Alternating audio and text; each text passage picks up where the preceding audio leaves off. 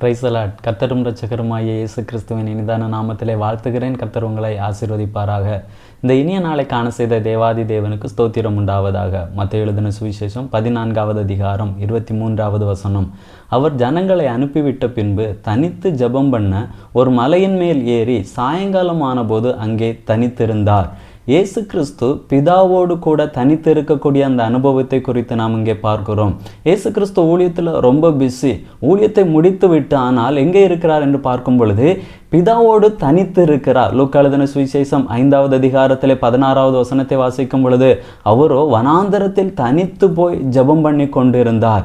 இயேசு கிறிஸ்து எவ்வளவுதான் ஊழியத்தில் பிஸியாக இருந்தாலும் சரி, ஆனால் அந்த பிதாவோடு இருக்கக்கூடிய அந்த அனுபவத்தை, அந்த உறவை அவர் விட்டுவிடவில்லை.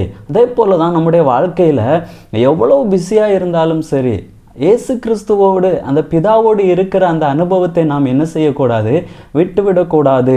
சீசர்களை குறித்து பார்க்கும் பொழுது சீசர்கள் இயேசு கிறிஸ்துவோட ஊழியத்தில் ரொம்ப பிஸியாக இருக்கிறார்கள். ஆனால் வேதத்திலே பார்க்கும் பொழுது மத்தேயு எழுதின சுவிசேஷம் 17வது அதிகாரம் 1-2வது வசனங்களை வாசிக்கும் பொழுது 6 நாளைக்கு பின்பு இயேசு பேதுருவையும் யாக்கோபையும் அவனுடைய சகோதரனாகிய யோவானையும் கூட்டிக் கொண்டு தனித்திருக்கும்படி உயர்ந்த மலையின் மேல் போய் அவர்களுக்கு முன்பாக மறுரூபமானார். இங்கே யாருக்கு முன்பதாக அவர் மறுரூபமாகிறார் என்று பார்க்கும் பொழுது அந்த சீசர்கள் யார் யாரெல்லாம் இயேசு கிறிஸ்துவோடு தனித்திருந்தார்களோ அவர்களுக்கு முன்பதாக இங்கே இயேசு கிறிஸ்து என்ன செய்கிறார், மறுரூபமாகிறார். இந்த பாக்கியம் யாருக்கு கிடைத்தது என்று பார்க்கும் பொழுது யாரெல்லாம் இயேசு கிறிஸ்துவோடு தனித்திருந்தார்களோ அவர்களுக்கு மட்டும்தான் கிடைக்கிறது. அது மட்டுமல்ல, 5வது வசனத்திலே வாசிக்கும் பொழுது இவர் என்னுடைய நேசகுமாரன், இவரில் பிரியமாயிருக்கிறேன், இவருக்கு செவி கொடுங்கள் என்று அந்த மேகத்திலிருந்து ஒரு சத்தம் உண்டாயிற்று என்று சொல்லப்பட்டிருக்கிறது. இது யாருடைய சத்தம்?